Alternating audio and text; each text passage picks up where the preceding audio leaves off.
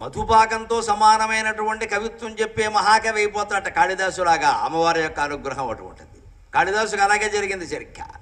ఆయన గొల్ల కులంలో పుట్టాడు, గొల్లవాడు, గోవులు కాచుకునేవాడు. ఏదో గురువు గారికి ఏదో అవసరమై మొత్తం మీద గొల్లవాడిని తీసుకెళ్లి పండితుల కింద నాటకం ఆడించి రాజకుమార్తెకి ఇచ్చి పెళ్లి చేసేసాడు. ఆ రాజకుమార్తె మహాపండితురాలు, ఆవిడ పేరే విద్యాధరి. చీరా మొదటి రాత్రి ప్రారంభమైంది. ఈయన వెళ్ళి మంచం, పెద్ద మంచం కదా రాజమందిరంలో మంచం, ఈయన వెళ్ళి ఆ మంచం మీద మూలక పడుకున్నాడు. ఈయనకి ఏమైనా తెలిస్తే కదా అసలు. ఆయనకి ఏం చెప్పాడు ఆ గురువు? నిన్ను పల్లకీలో ఊరేగిస్తా అని చెప్పాడు. రాజకుమార్తె మీద కష్టతో గురువు చేసిన పని. అందుకని ఆ మంచం మీద పడుకున్నాడు దూరంగా వెళ్ళి. రాజకుమార్తె పాపం శోభనం గదిలోకి పాల గ్లాసు పట్టుకుని వచ్చింది. ఆవిడ వచ్చాక చూస్తుంటే వీడు ఎక్కడ పడుకున్నాడు, దూరంగా పడుకున్నాడు. పైగా గోవులను కాసుకుంటాడు కదా, శుభ్రంగా గుర్రెట్టు పడుతున్నాడు. మధ్యలో ఏడకెళ్ళావు అని కొడుతున్నాడు, గోవును కొట్టాడు, పశువులను కొట్టాడు. దాంతో ఆవిడకి అనుమానం వచ్చింది, ఎవరినో పట్టుకొచ్చి నాకు కట్టేశాడు ఈయన. పండితుడు అని చెప్పాడు, నా బతుకు నాశనం అయిపోయింది. నేను మహాపండితుడిని చేసుకుందాం, నేను పండితురాలను కదా అని ఆలోచిస్తే కేవలం గొడ్లు కాసుకునేవాడిని తీసుకొచ్చి నాకు కట్టేశాడు ఈయన. ఇలా అయింది ఏమిటి? ఆ ఇల్లాలు ఎంత గొప్పదంటే, మన భారతీయ సంస్కృతి ఆలోచించండి అమ్మా. భర్త ఏ కులం అని ఆలోచించలేదు, ఏ వృత్తి అని ఆలోచించలేదు. పిలిచి జరిగింది ఏదో జరిగింది, భగవన్ నిర్ణయం ప్రకారం నా మెళ్ళలో నువ్వు తాళిగట్టావు, నిన్ను బాగు చేసుకోవడం నా పూచి, కానీ నిన్ను నేను వదిలేస్తాను అనుకోవద్దు అందమ్మా. ఆ ఇల్లాలకి నమస్కారం చేయాలి మనం, ఆ ఇల్లాలకి నమస్కారం చేయాలి. కులం మారింది కదా అని, పండితులు కాదు కదా అని వదిలేయలేదు. నిర్ణయం ఏదో జరిగిపోయింది, అంతే అయిపోయింది. ఇంక అది భగవన్ నిర్ణయం. పెళ్లి జరిగిపోయింది, ముహూర్తం ప్రకారం బ్రాహ్మణులు చేశారు, తాళి కట్టావు, నువ్వే నా భర్తవి. కానీ ఒక్క పని చేయి నా కోసం, అమ్మవారికి సాధ్యం కాంది లేదు.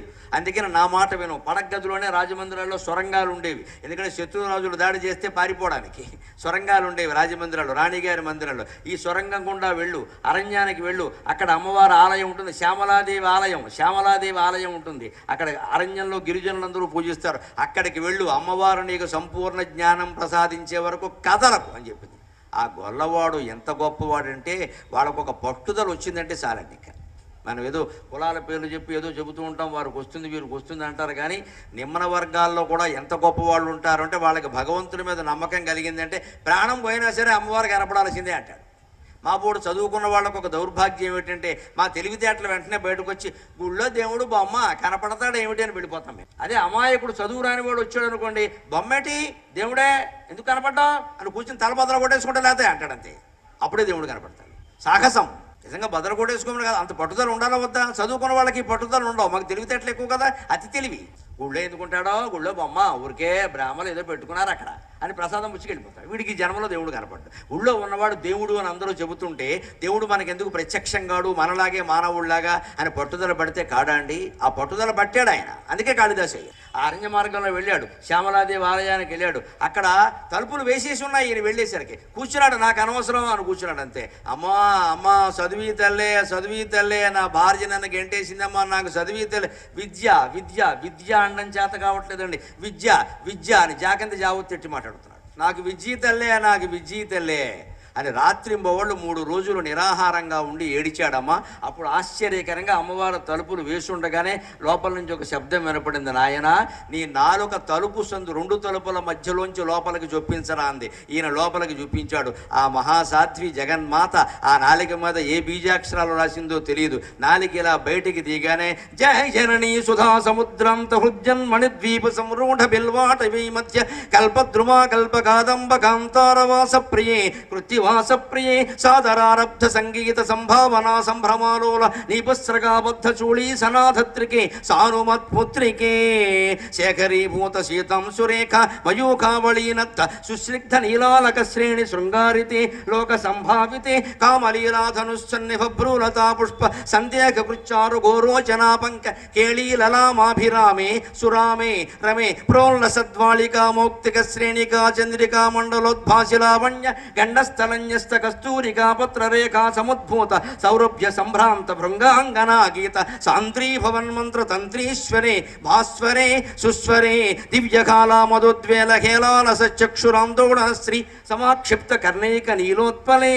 పూరిదాశేష లోకాభివాంఛాఫలే స్వినిఫలే స్వేద బిందుల సత్ఫాల లావణ్య నిశ్చింద సందోక సందేహ గృన్నాసికా మౌక్తికే సర్వమంత్రాత్మికే కాళికే కుందమంద స్మితోదార వక్త స్ఫురత్పూగ కర్పూర తాంబూల ఖండోత్కరే జ్ఞానముద్రాకరే శ్రీకరే కుంద పుష్పద్యుతిస్నిగ్ధదంతావళీ నిర్మలాలోల కల్లోల సమ్మేళన స్మేర శోణాధరే చారు వీణాధరే సులలిత నవయౌవనారంభ చంద్రోదయోద్వేన లావణ్య దుగ్ధార్ణవావిర్భవత్ కంబు బిబ్బోక హృత్కంధరే సత్కళా మందిరే మంధరే దివ్యరత్న ప్రభాబంధురచ్ఛన్న విద్యాధిభూషా సముద్భూతమానాంగ శోభే శుభే విశ్వదిమ్మండల వ్యాప్త మాణిక్య భూషా సముద్వేజితాంగే శుభే మత్త మాతంగ కన్యా సమూహాన్వితే మంజులామేనగాద్యంగనామానితే లక్ష్మ్యాది శక్త్యష్టకైశ్చేమితే భైరవీ సంవృతే పంచబాణేన రత్యాచ సంభావితే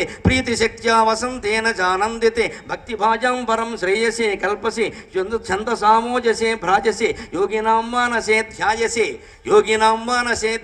ధ్యాయసే గీత విద్యాది దృష్టేన కృష్ణేన సంపూజ్యసే భక్తిమచ్చేతసా వేదసా స్తూయసే విశ్వహృద్యేన వాద్యేన విద్యాధరైర్గీయసే సర్వసౌభాగ్యవాంఛావతీభిః వధూభిః సురాణాం సమారాధ్యసే.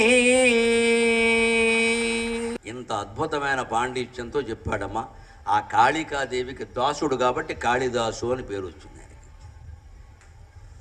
ఆ తర్వాత అమ్మవారి దయవల్ల రఘువంశం, కుమార సంభవం, మేఘ సందేశం, అభిజ్ఞాన శాకుంతలం, మాళవిక అగ్నిమిత్రం లాంటి అద్భుతమైనటువంటి 7 కావ్యాలు రాశాడు. 7 ఈవేళ సప్తసాగర పరివృతమైన భూమండలం అంతా వ్యాపించాయి. ఏమీ రాని వాడికి కూడా అమ్మవారి కవిత్వం ఇస్తున్న శంకరాచార్య చెప్పింది పచ్చి నిజం. అందులో ఏమీ అబద్ధం లేదు. స్వపాకో జల్పాకో భవతి మధుపాకోపగరిమా. ఎటువంటి వాడైనా సరే, ఏ ఆహారం తినేవాడైనా సరే, ఏ కులం వాడైనా సరే అమ్మవారిని భక్తితో ప్రార్థిస్తే ఏది కావాలంటే అది ఇస్తుంది ఆవిడ.